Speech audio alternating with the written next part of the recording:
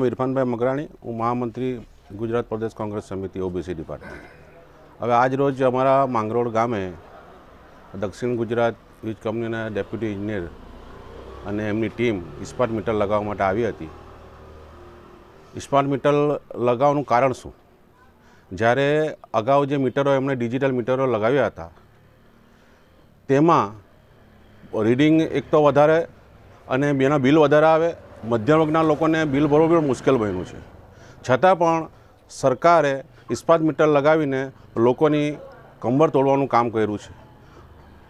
લોકોને ખાવાના જ્યારે ફાફા પડતા હોય, બેરોજગારી એટલી બધી હોય તો બિલ ક્યાંથી ભરશે? જે મીટર હમણાં હાલમાં ડિજિટલ મીટર લગાવે છે એમાં જ જ્યારે ખામી દૂર થતી નથી તો ત્યાં ઇસ્પાટ મીટર લગાવીને ફાયદો શું છે? એટલે અમે ગામજનો વતી અમે એનો વિરોધ કરીએ છીએ અને ઇસ્પાત મીટર અમને કોઈ પણ હિસાબે ચાલશે નહીં.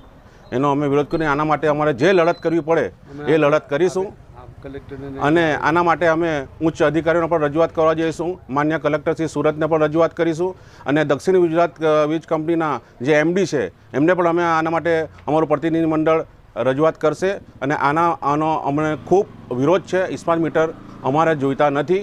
અમારા સામૂહિક ગામ વતી અમારો આ વિરોધ છે.